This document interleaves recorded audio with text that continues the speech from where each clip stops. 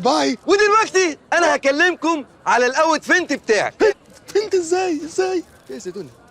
فالاوت فنت دي مش من مكان محدد، دي انا مجمعه من كذا حته. يعني مثلا القميص ده من طالب في مدرسه الفاروق عمر، خدته منه وهو ماشي عشان نرمز لاهميه العلم. والجاكيته دي اهداء من الفنان محمد هنيدي في فيلم صعيدي في الجامعه الامريكيه عشان نعملوا مزج بين الفن والصعيد. والبنطلون دي بنطلوني ايوه سيدوني، ما انا كنت هقول انه بنطلونك. يا بجحتك. البنطلون ده من سيدوني عشان نرمز للبساطه، للعطاء والكرم والتسول. رمز للعطاء والكرم. اما البتاعه دي من شجرة كريسماس طبعا، او شراب دوق. يبقى من ازاز شامبانيا. ولا حاجه من دول.